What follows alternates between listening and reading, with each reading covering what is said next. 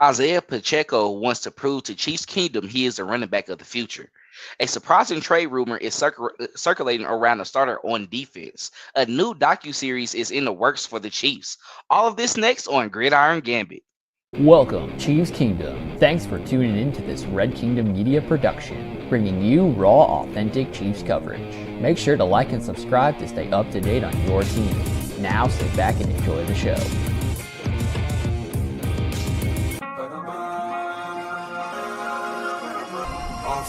Let's work. Hey. What's up, everybody, and welcome back to another episode of Gridiron Gambit. I am one of your co-hosts for the evening, Daily Dale Fowler, along with my two buddies, my partners, Clinton and Lonnie. How y'all doing tonight? Awesome. Good, excited. I know we definitely got a lot going on. We got a lot to definitely discuss tonight, and I know that we're trying to go ahead and see what the Royals talking about as well too. Looks like they got a hot hand at back. That's what Lonnie calling out right now. So let's go ahead. Let's go ahead and jump right into it. Let's start with our first topic for tonight. So, Pache can do it. The Kansas City Chiefs will have a crowded running back room this upcoming season, with Pacheco as a projected starter and Kareem Hunt and Elijah Mitchell backing him up. Andy Reid expressed how he still believes that he is the starting running back and feels he will be better this upcoming season. So open up the floor for both of you. What will Pacheco have to do this upcoming season to prove that he is the running back one of the future? Yeah, so I don't think Pacheco has to do anything coming into the new season. I think Pacheco is the younger guy at the position. We all know that he's probably going to come in as the lead dog at that position. He's had it for a couple years now. We do know that we signed guys to the likes of Elijah Mitchell and Kareem Hunt. However, we know that more than likely Isaiah Pacheco is going to get the jobs and he's going to get the nod. I think it's Isaiah Pacheco's job to lose.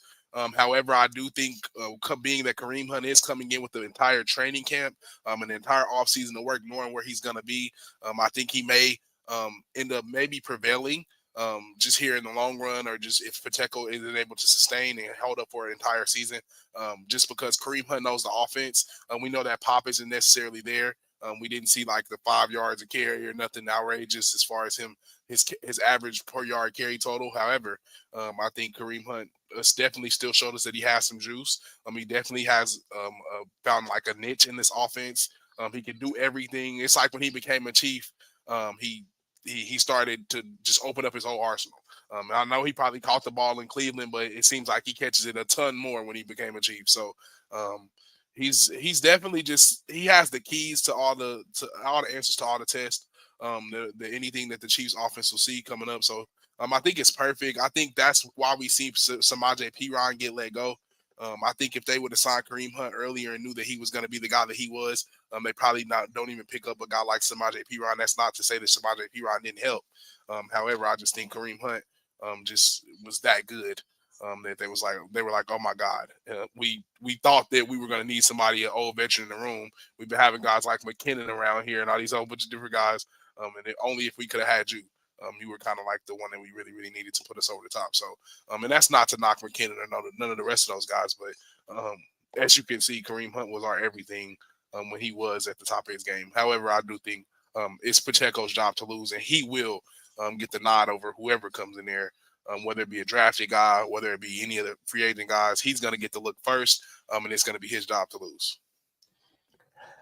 I agree, and much of that you made the statement like now the present, his to lose, and Dale, you mentioned in the question running back one of the future.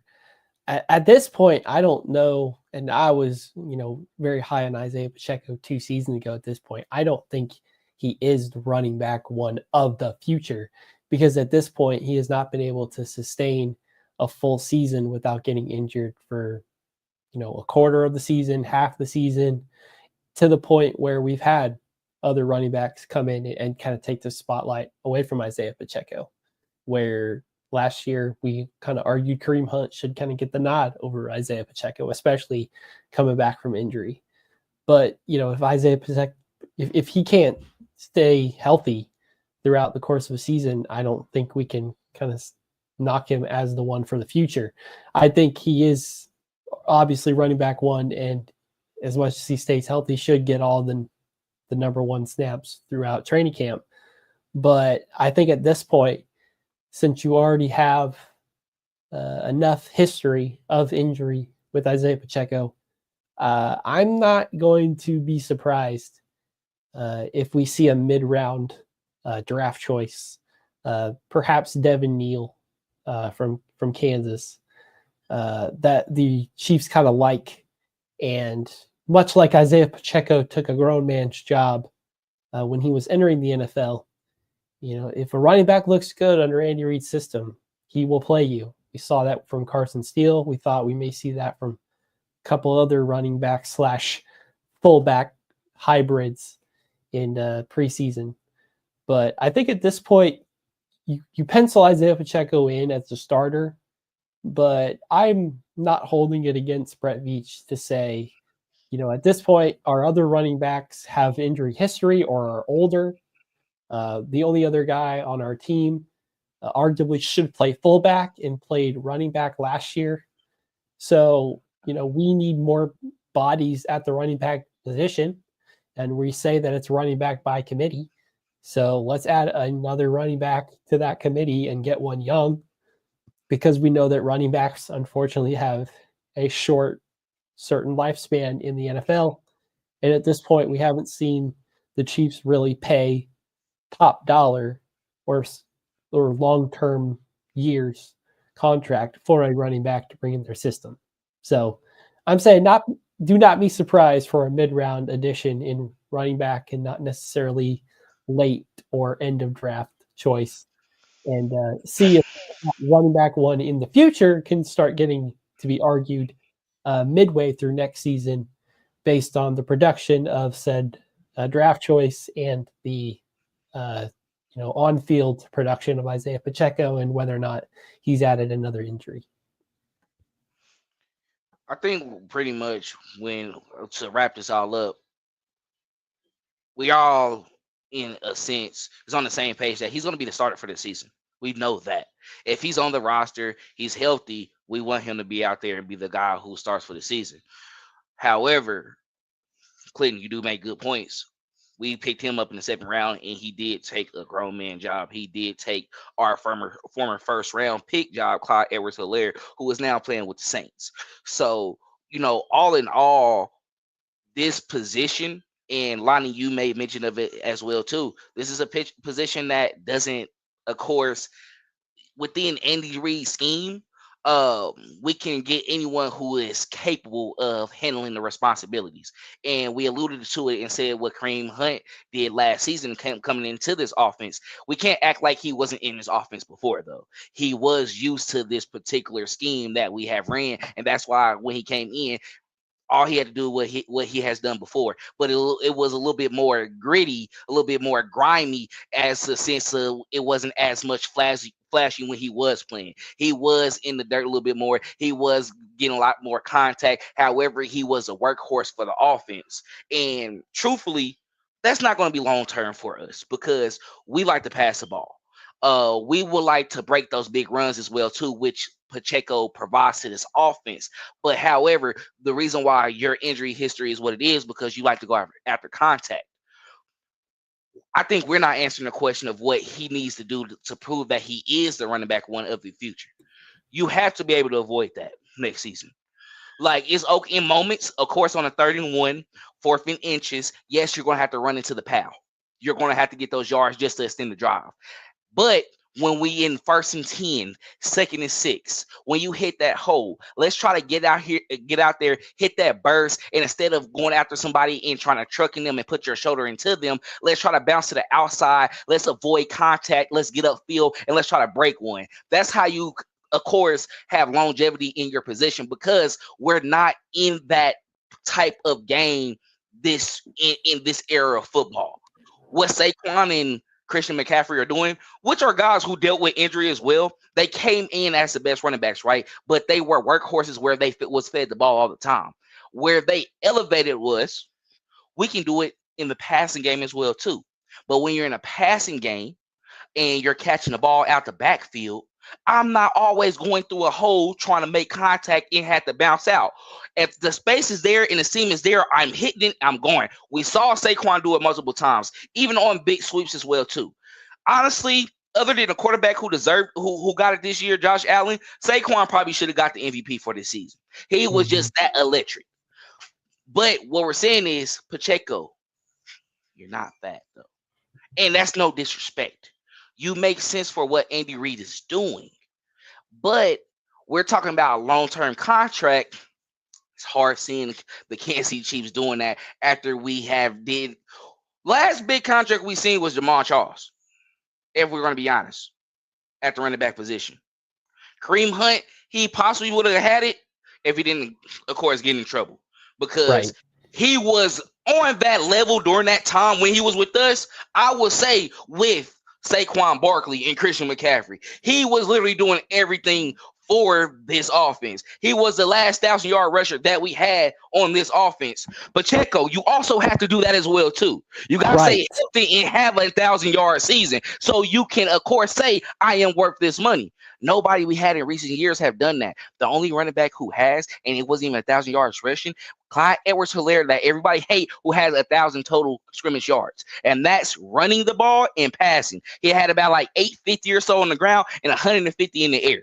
So he had to do both to even get over 1,000 yards.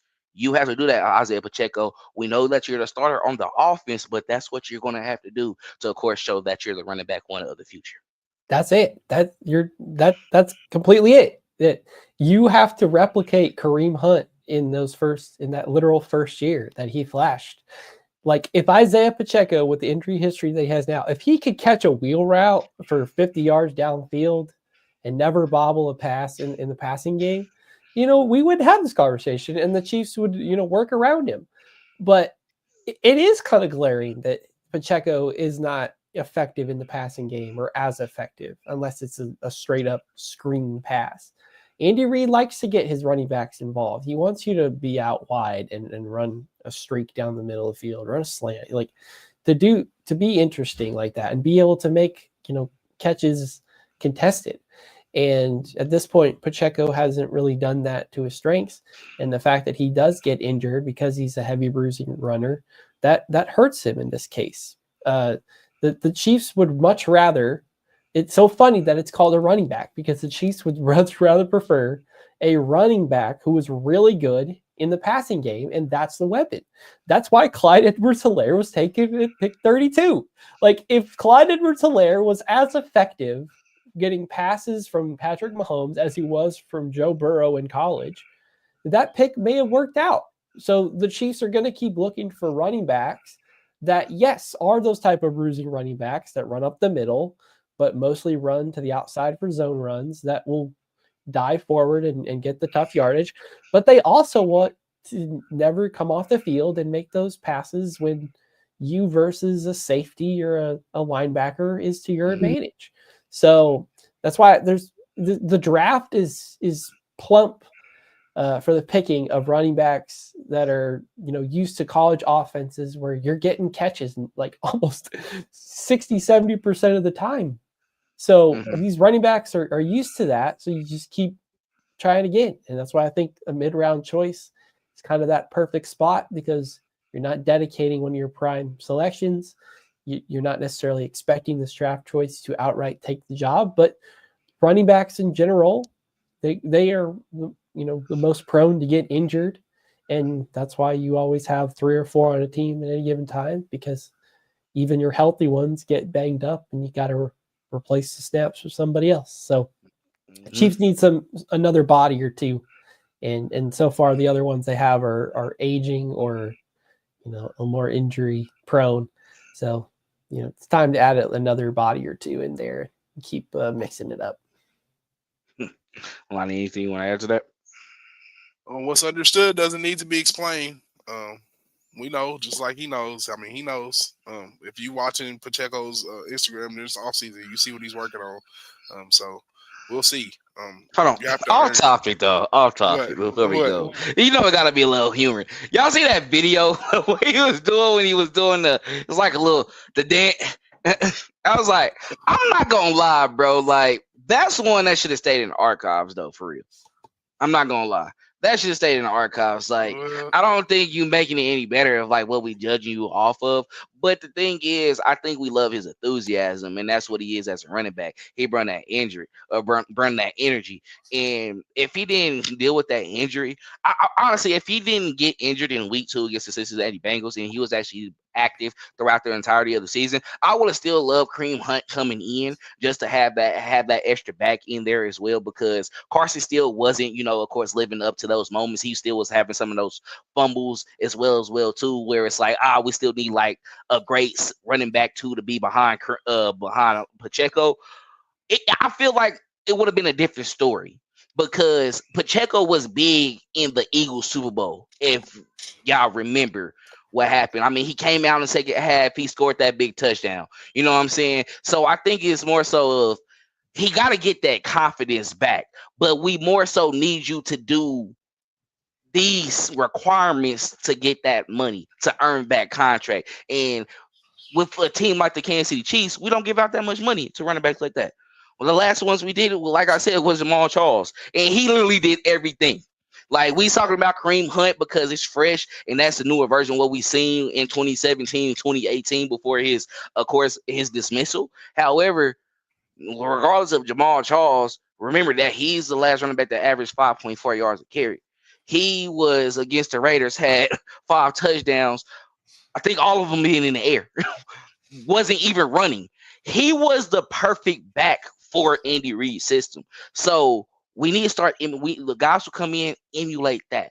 That's how you will get the Saquon Barkley and the Christian McCaffrey money. But let's go ahead and before we jump into our next topic, please make sure to like and subscribe to our YouTube channel. Also, follow us on all our social media platforms at Red Kingdom Media. If you do like to listen to us on Spotify, please do so and rate our podcast 5 stars. That way, of course, we can bump up on other people's playlists as well too. If you like written articles and you like written, of course, breaking news, things that's coming out regarding the Kansas City Chiefs or in the NFL in general, subscribe to our Substack as well too. That way you can get up-to-date news when it comes out, and we do discuss different topics as well. We're also going to be having some mock drafts come out soon. Braxton is already doing his team builder, where he is going to be breaking down each division and talking about what they need for this upcoming offseason, talking about what they should get in the draft and also in the free agency as well too. So go ahead and check that out. And if you're looking for any merch, you're trying to get any Red Kingdom Media merch, please hit up me, Clayton, or Lonnie. We can definitely put an order in. That way we can get it out to you as soon as possible. So we definitely appreciate the support. Please continue to support us. And, we're almost to 500 subscribers as well, too. We're nearly there, and we're going to have a giveaway, too, as soon as we get there. So, be on the lookout for that. We're going to have a raffle. And then, of course, could be a jersey, could be anything Red Kingdom Media related. It's going to be something, maybe Chiefs memorabilia. Who knows? But we're definitely going to have that giveaway once we do get to 500 subscribers. All right. Now, let's go ahead and jump into our next topic. Watson wonders.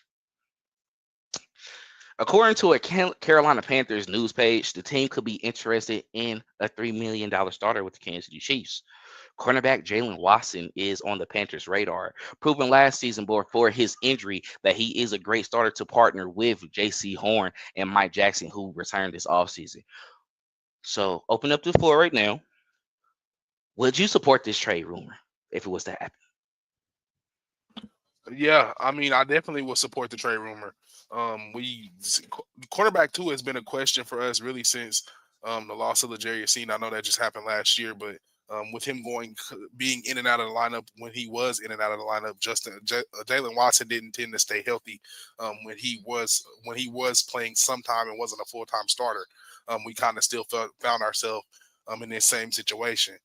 However, Jaylen Watson has lived up to the billing, being that guy that got the 99-yard pick six in like his second game in the NFL. Like, he's been that guy since he came in, getting interceptions in the playoffs. The run that he went on, just covering Jamar Chase, the way they've done when they played the Bengals. he's been everything that he was supposed to be, especially being where he was drafted. So I would definitely entertain the trade offer depending on what we will be getting compensated back. I'm not sure what the compensation would be for a guy to the likes of Jaylen Watson. I don't know what they're going for now.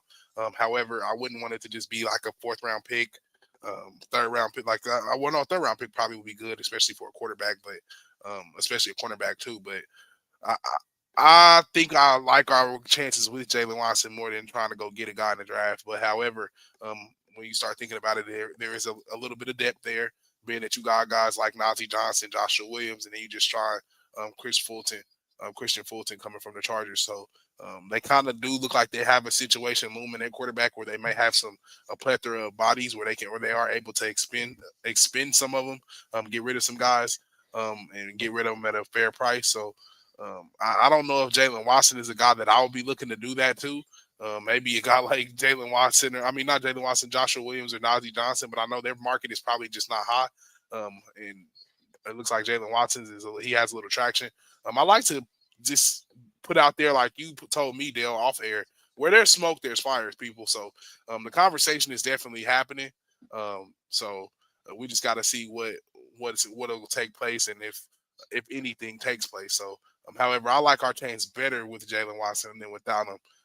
And I would entertain the trade, but it would have to be some pretty substantial compensation to get back so we can make sure that we can shore up that cornerback 2 position. We don't want that to keep being a problem for us. We like our defense firing on all cylinders, and it's best when we have all 3 of those positions locked up like we did with L'Jarius Sneed, Trent McDuffie, and Jaylen Watson when they were all playing healthy.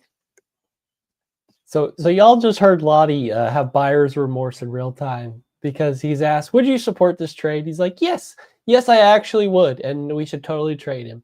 And then thought, no, we're not going to get traded enough draft capital. So actually, I would not entertain the trade. So just kidding. I would not support this trade rumor. And for you to land back on that point, I agree.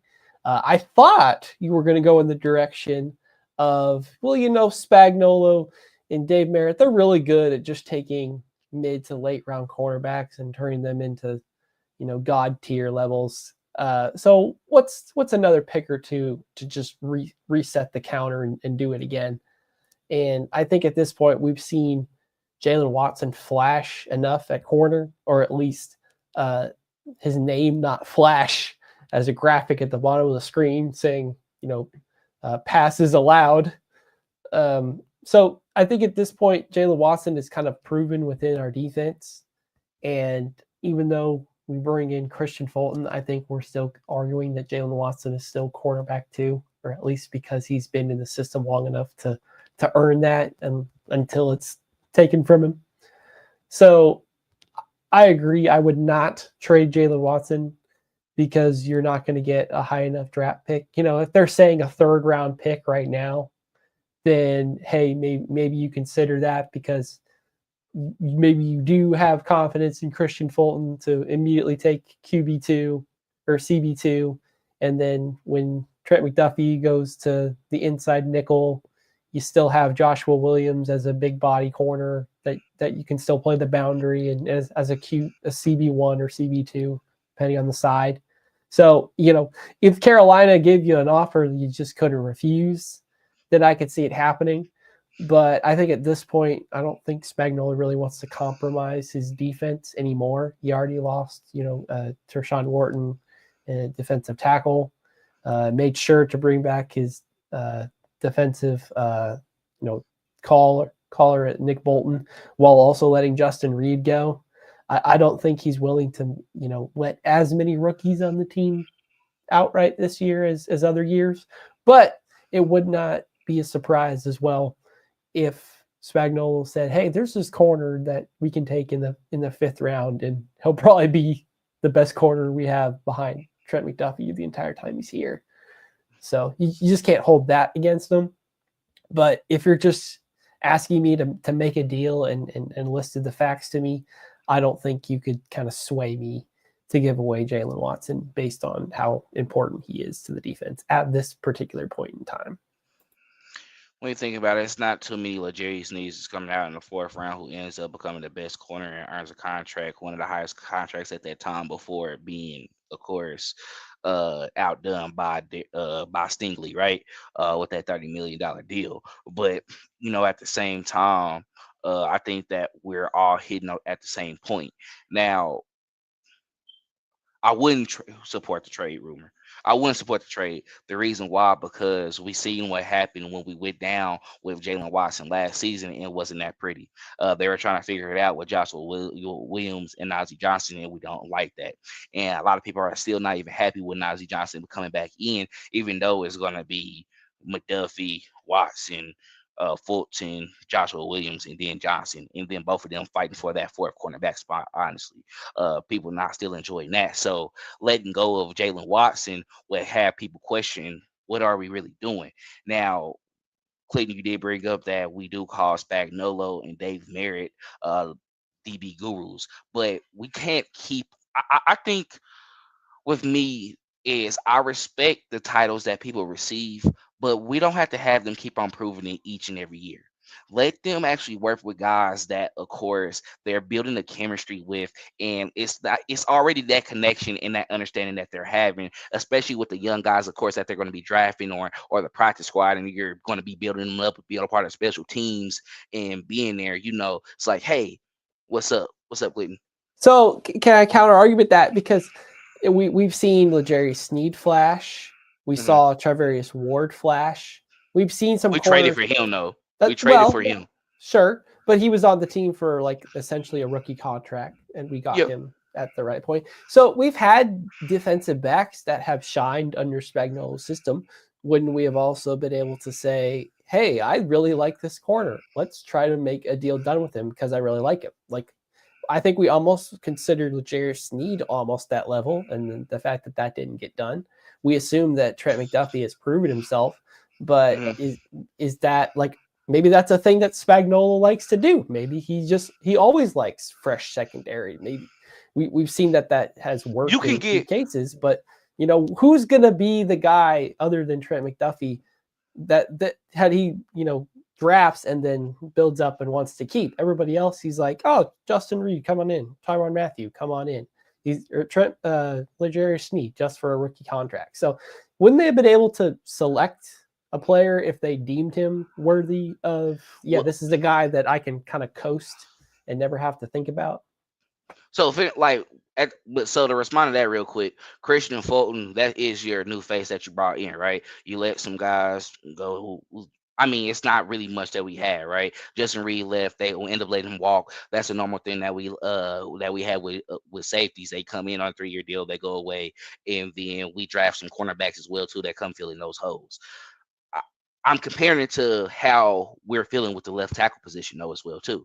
Hey, we want some familiarity right there, right? And Sneed, he was here for the entirety of his rookie contract.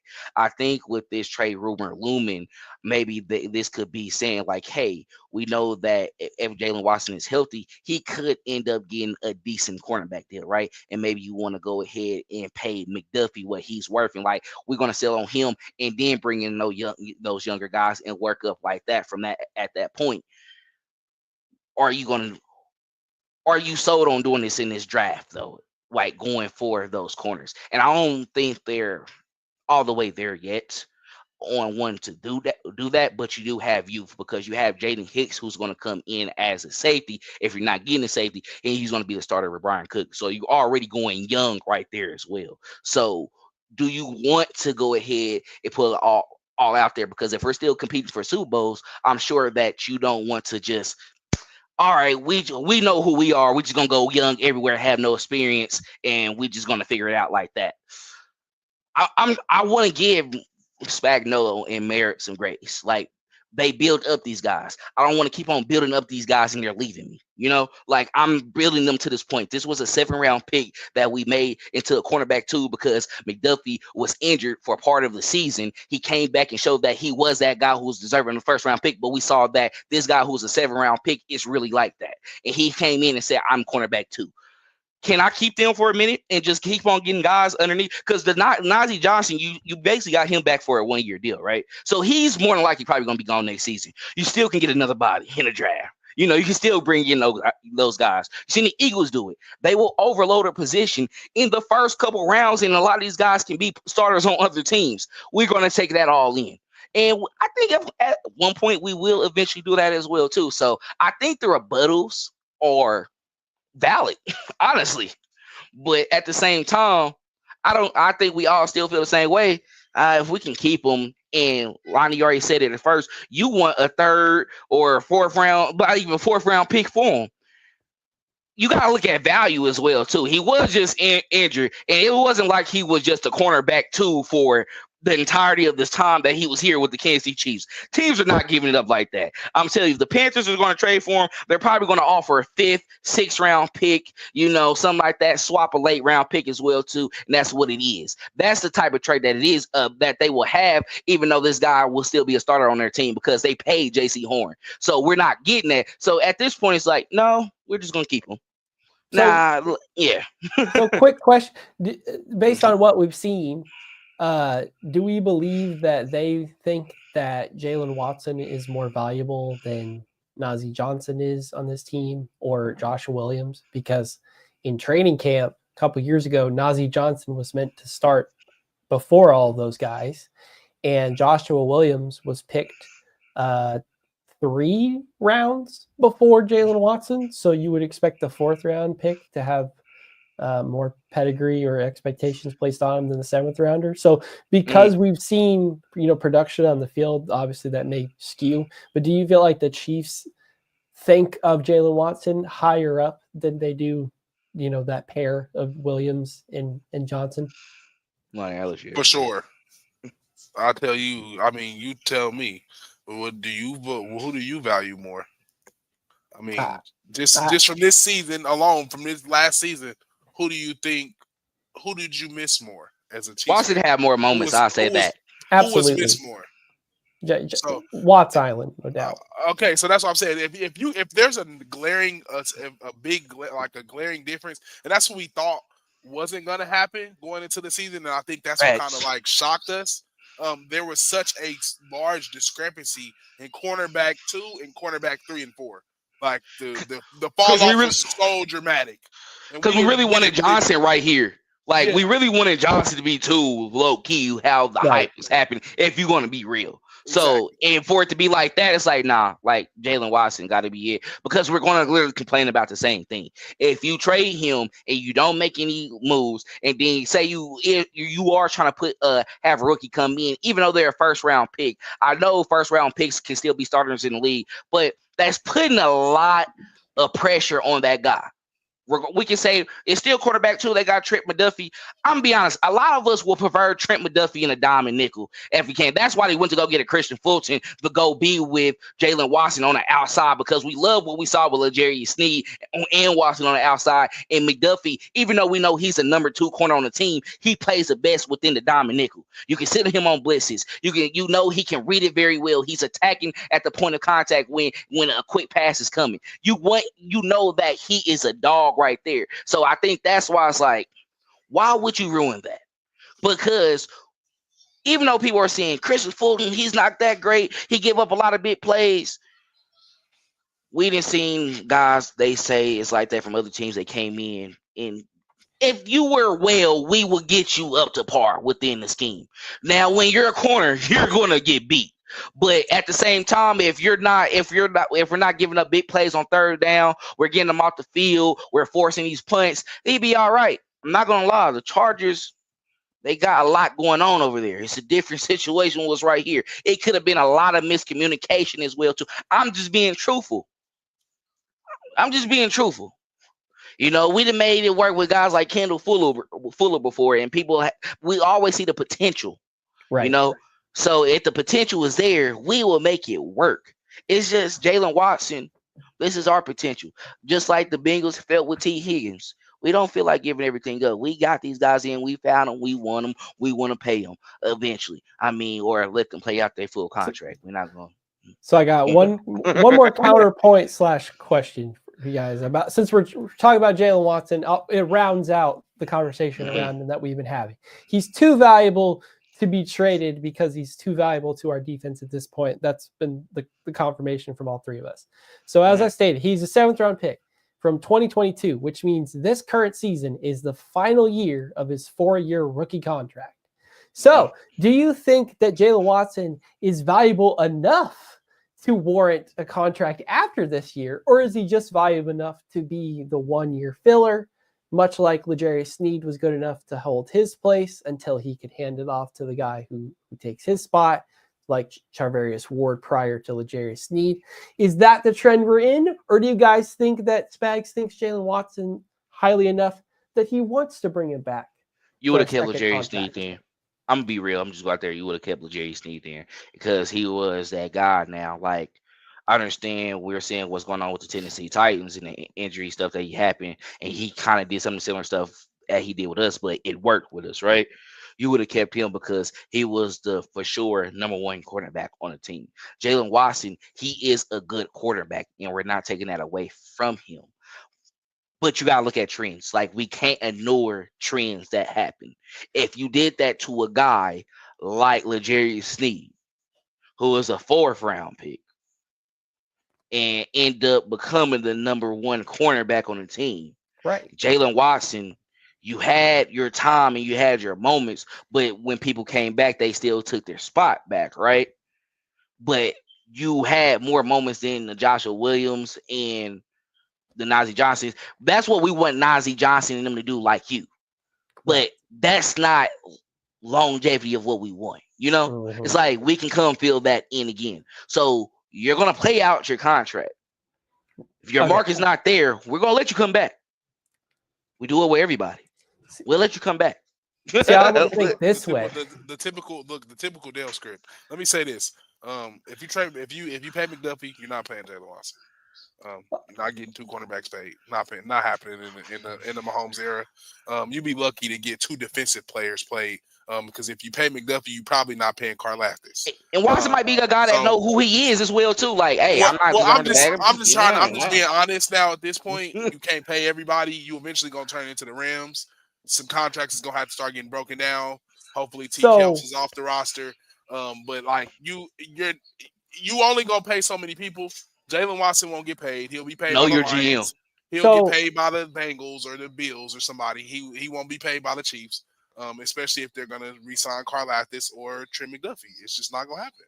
So Chiefs Kingdom would want us to actually say, yes, we should trade Jaylen Watson because the prospect of returning back a quarterback who can be a potential 4-year starter is more valuable than Jaylen Watson being a starter for this year by itself. But the Chiefs staff might say, heck no, a contract year of Jaylen Watson, that's got to be the greatest performance he's ever had. So if that's what they're thinking, sure, yeah, keep him on here because he's mad. Watson. Yeah, and then you tag and trade, and then you might get something back that you want. L'Jarius Sneed once again. You can finesse that out of somebody who wasn't even a 1st and 2nd round pick. So we're thinking smart. So you can say that, yeah, let's get it. No, don't rush and get it now. Right. Play it cool. That's why Brett Veach is the GM that he is. Oh, no, you're not going to make me panic early because what's going to happen is you think because he just had this phenomenal year, and guess what? And being Jaylen Watson being a number 2 cornerback as well, too. I know we're going because we better go to the next topic. Well, Jerry Sneed was our number 1 quarterback, didn't even get an all-pro, and McDuffie did before him. We got what we needed to get out of Jerry Sneed. And we got what we supposed. They're telling you what the market is. Like some teams, regardless of what the position they is and what the player coming from, it don't matter. We see who you are as your player. We're looking at where you was drafted. We're looking at what you have done. We're looking at your injury history. L'Jarius Sneed finessed what he could at the time. He got what he needed to get because he could have got less. So, just putting it out there. If we can get that out of Jaylen Watson, I'll let him play the last year because if he does that, if he has a year where people say he was robbed of an all-pro, somebody is going to try to reach and trade for him. Like, yeah, we're getting the next big guy. See, but or catch this, or catch this. Najee Johnson and Joshua Williams come in and play out of their body. it's to start the year. Then there you go. That's a mid-season trade for you. So I think the Chiefs got a couple of ways that they will be looking at some things just to try and get some stuff out of it. Well, how Kareem Hunt and Isaiah Pacheco, if they hope that the combination of that could be like prime Kareem Hunt, then can Joshua Williams and Najee Johnson put together be as good as Jaylen Watson? Obviously, last year we saw no, they cannot. But if you're asking them, can you be as good as, taking the spot of Christian Fulton here and there, maybe that's something that they're more equipped to excel in versus the complete like isolation boundary corner like Jaylen Watson has been asked to do. Yep. It's gonna be fun. We're gonna see what happens, but I think if anything, the trade would happen draft day or so, or something compared to that. Who knows? But yeah, I think it just all depends on what happened at that time. So anything else we want to go ahead and say on this topic before we move forward and go to our last topic? Nope. All right, let's go ahead and jump into it. So this one is just a little bit fun. This is Chiefs crowning glory. So it's funny because I think this docuseries was definitely in the works because the potential of a three-peat. Like this was going to be out after the three-peat parade done, having a good time. And this will be like, during this period right now where it's going to be a slow period. You want to talk some Chiefs football or just reminisce about what we did in the last 3 years. This was going to be the docuseries for that. But you still make something out of it because it's still a dynasty. So let's go ahead and jump right into it. So ESPN is expected to release a Chiefs docuseries this year about the Chiefs dynasty. This was more than likely in the works with expectation that they could clinch the first three-peat in NFL history. However, this is a team that's jumped to the top once Patrick Mahomes took over as quarterback in 2018. So what are your expectations for this Chiefs documentary? What's the expectation? Well, the expectation is man in the arena because that's what they're trying to make it seem like it's going to be. But I don't think it's going to be that. I don't think we get one of those until he's done playing. I don't think we get a last dance until they're all done playing, until it's all said and done and it's wrapped up. However, I'm hoping that's what it is. I'm hoping that we get to peel the curtain back a little bit and go into the locker room after the AFC Championship lost and see what's said. Hopefully we can go and see how it was when they got the call for Tyreek Hill and heard that he was going to be traded. But I don't know if we see all of that type of stuff in this docuseries, and this is how expensive it is as far as going over the past couple years and losses and COVID, winning the Super Bowl, and then, like I said, coming back and never really being able to even have a celebration or really being able to embrace it. Kind of how stunted the growth of it's kind of stunted the growth of the dynasty, I feel like, and kind of never let them spread their wings. But I don't know what all it'll entail. But I don't think it's gonna be one of those documentaries or docuseries where we're left saying, "Oh my God, we didn't know that about them," or "We didn't know that they were going through that." I don't know how enlightening it's gonna be because I haven't heard any rumors as to just different things that are in it. So. I don't know how expensive it'll be, but I'm hoping that it'll shed some light on some things and we can get some more answers to some stuff that we got questions about. For me, it looks like a lot of it centers around last year. So of course, definitely don't want to see the ending because we know how that ended and the sadness of that was. So I'm more interested to see how much of the actual history of the team and Patrick Mahomes and that type of stuff, or if it's, like you said, it's man of the arena for this particular year and what was supposed to end celebration and trophy and look, the history being made, it has that asterisk and the sad ending put on it. So obviously, don't want to, partake in that part too much, but, I'm a sucker for behind the scenes, figuring out how things work and how people do and how they think at different, doing things.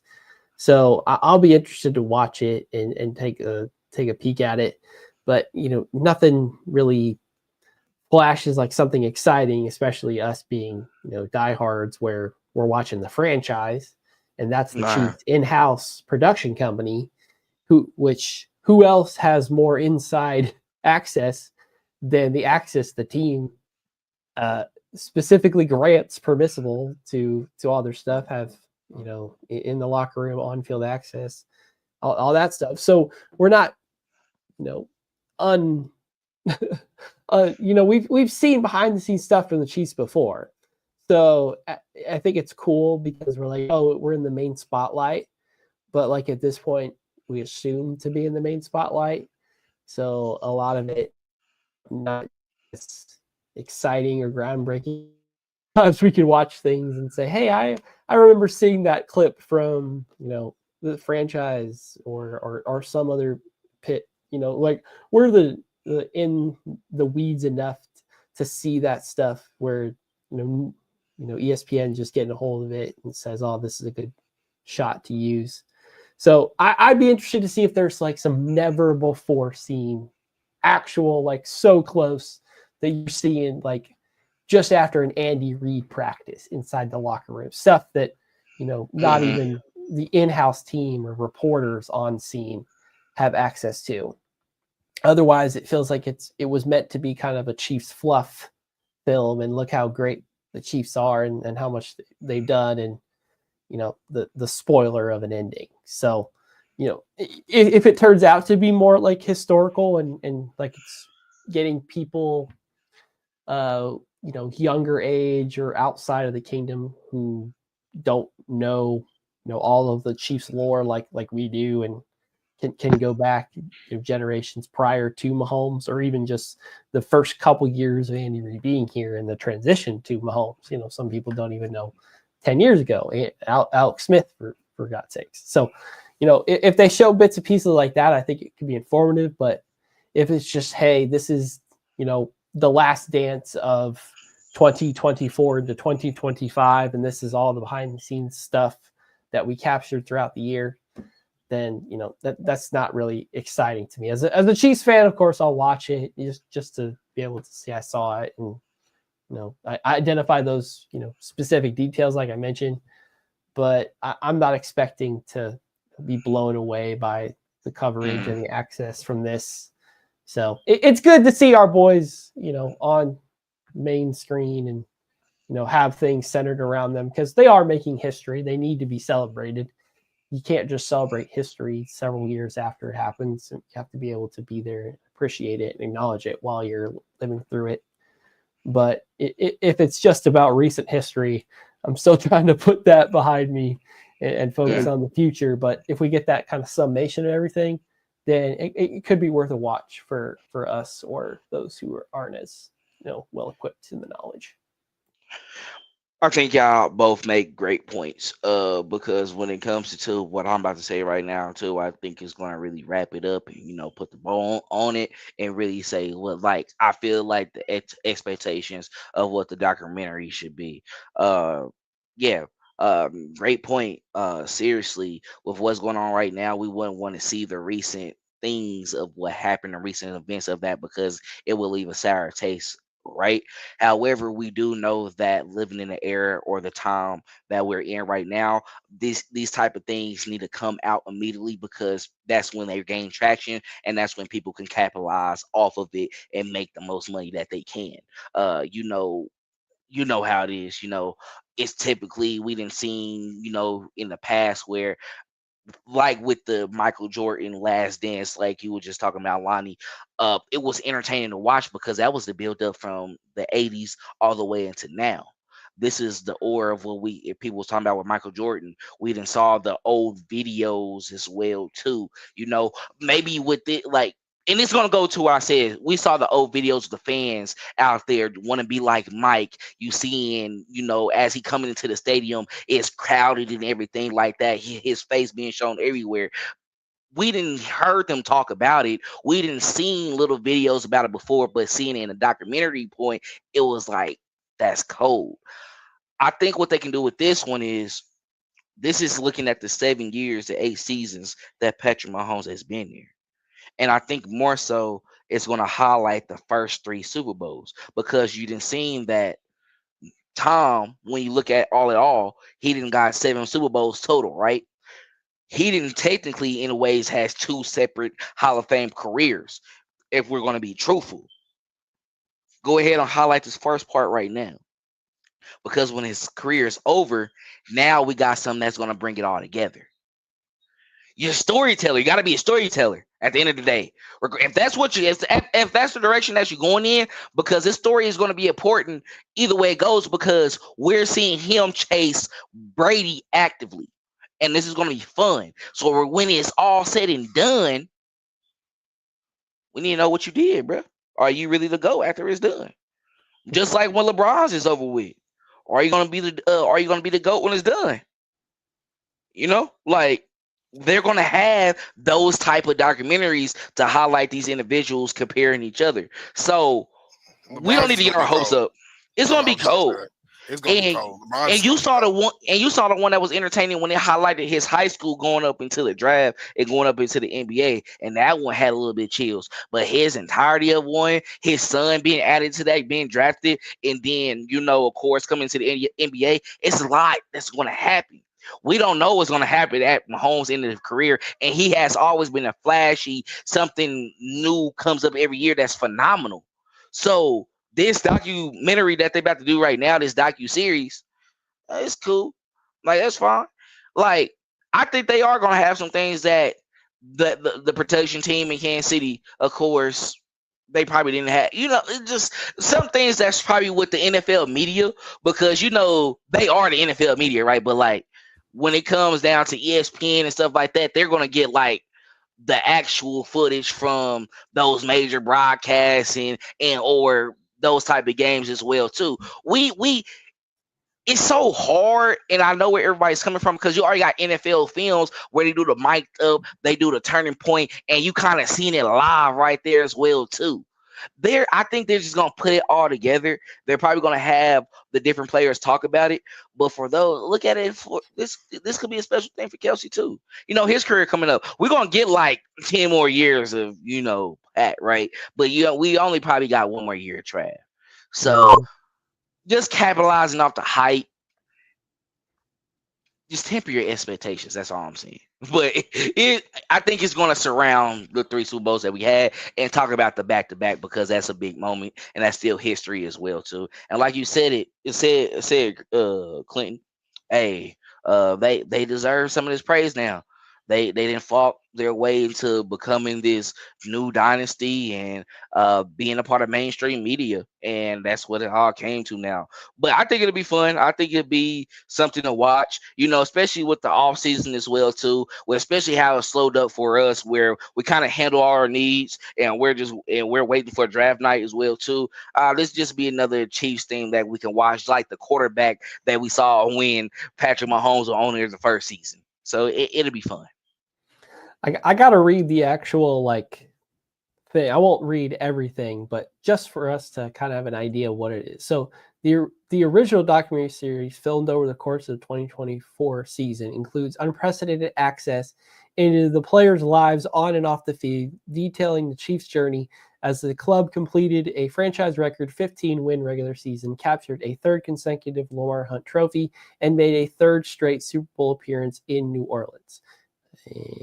Along the way, the series will spotlight the 65-year history of the Chiefs franchise, dating back to its earliest days in Dallas, Texas, where the team was founded by the legendary sports innovator Lamar Hunt. It will explore the many highs and lows of the club's iconic path to modern-day dynasty, detailed by countless untold stories and behind-the-scenes moments that have shaped its legacy. With exclusive access to the organization's extensive and rarely seen video archives, coupled with intimate interviews with players, coaches, and other key figures, the series will offer a fascinating look at the team's long path to the pinnacle of the sports world. So as long as we get that access to all the older 65 toss power trap stuff that all of us were watching in the mid 2000s and 2010s, if that's getting put on ESPN, then tell your kids, tell our grandkids we made it, because we were not that team.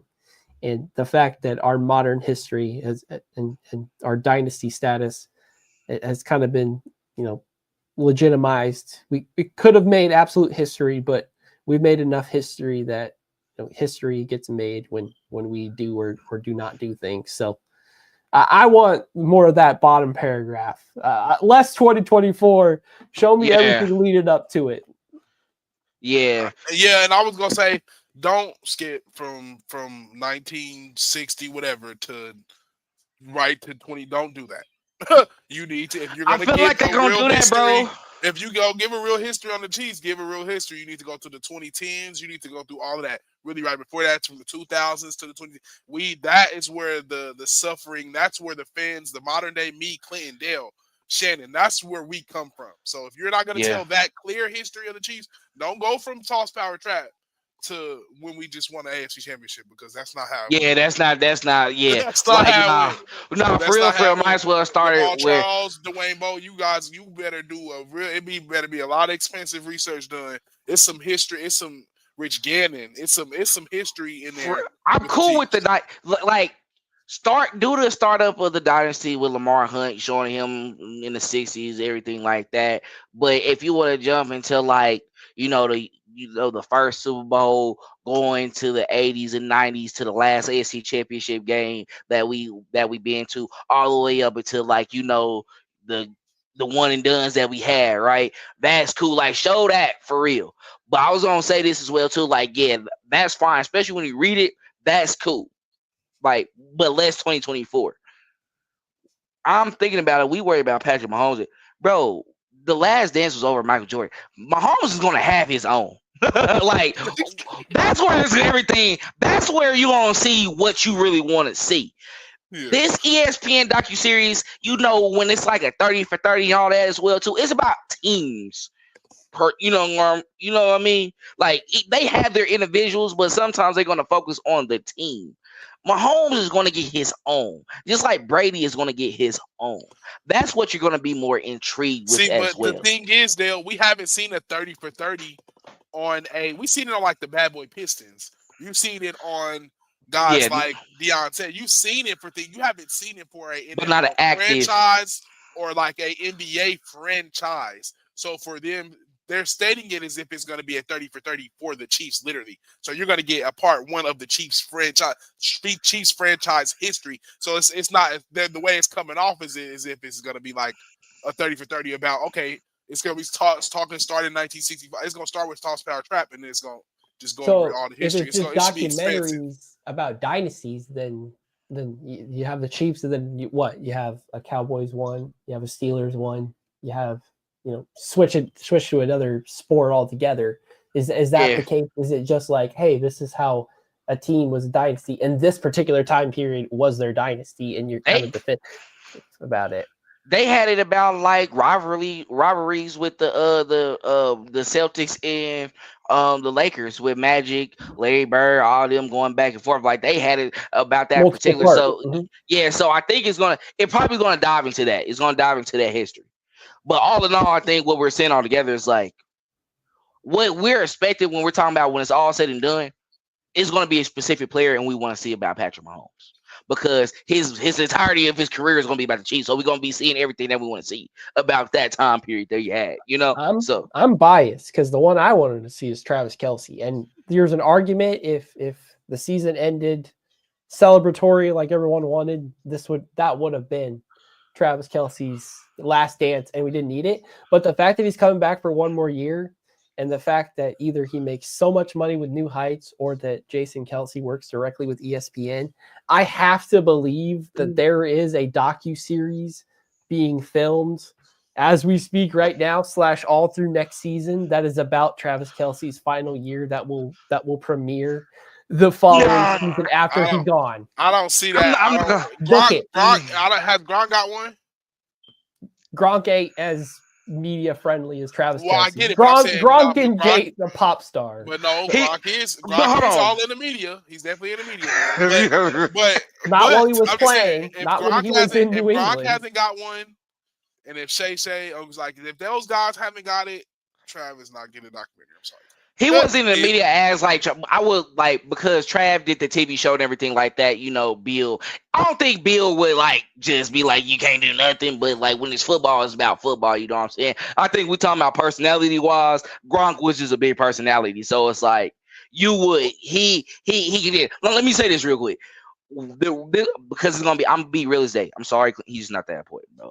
Tay, we know you with her, bro. You can be added with Pat, bro, when it's over because it's gonna make sense because you want the year. You don't. I don't want y'all to be too thirsty, bro. Travis Kelce is a more known human being than Patrick Mahomes. We saw they can say that right 2 year now. time span where that completely flipped.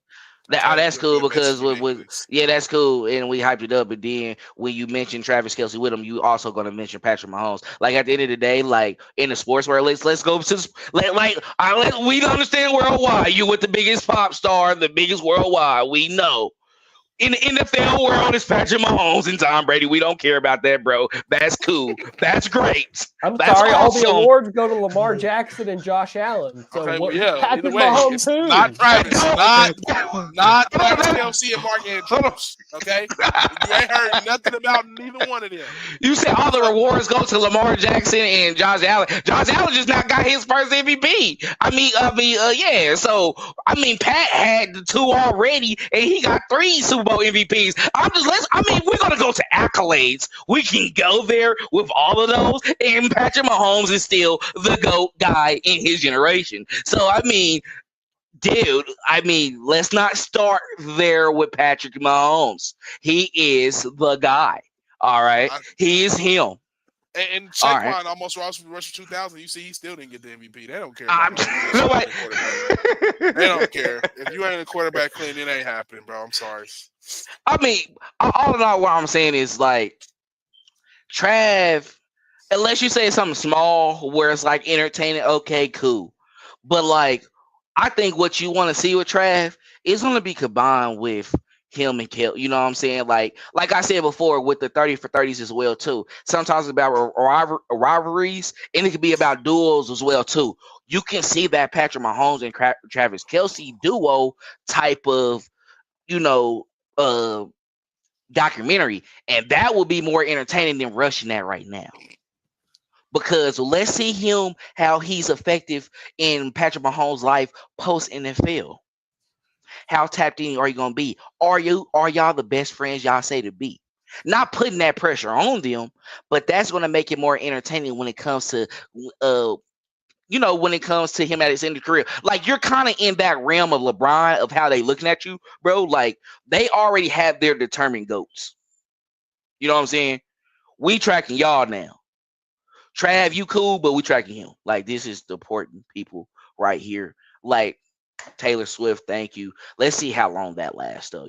Not relationship wise as well either. I'm talking about just how long we're gonna play into this. It can only go on so long. Like, yeah, we know she's at every Chiefs game. Cool. Like, a lot of celebrities at a lot of games now. That was just fun. You with the top one with with a big personality and Travis Kelce. Cool. We had fun with it. It's cool. Not gonna last. Just leave her alone. I think leave her alone. Like, she can go to the game. She's a regular person. Let her go to the game, bro. She good now, bro. If I'm not, it's not me bothering. If I'm not saying anything about Beyonce, y'all shouldn't say anything about Taylor Swift. We just need keep it at that because we gonna start some fights and you gonna have some on that note, coming we need at to get up out of here because Clinton about to start something. I don't know what you gotta say about Beyonce, bro. Like, what did you guys? Me personally, I'm just saying if we're gonna start that. Now I gotta turn up the beehive, bro. Nah, it's okay. What did I say? I gotta turn up the beehive, bro. Like Clinton said, like they like to say, I'm Monty. That's Dale. That's Clint. This is the Gridiron Gambit, and what we say is always what. Go. We closing it like that. All right. Thank you everybody for tapping in. It's cool. Like that. Appreciate y'all. Beehive, we love y'all. Swifties, we love y'all. It's all lit. Really, we don't care about none of that.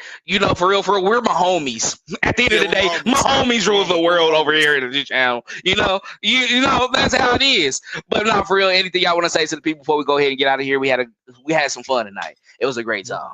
Nope. All talked out. All right. Well, once again, please make sure y'all subscribe to our YouTube channel. We're on the road to 500, so please support that. Follow us on all our social media platforms.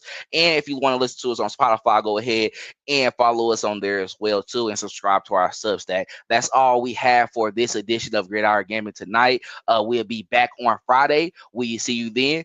But, fellas, as always, you know how we like to close it out. Go Chiefs! Thanks for checking out this update straight from the heart of Chiefs Kingdom. We appreciate your passion, so please leave a like and follow us wherever you tune in from. See you next tailgate, your trusted source for all things Chiefs, Red Kingdom Media.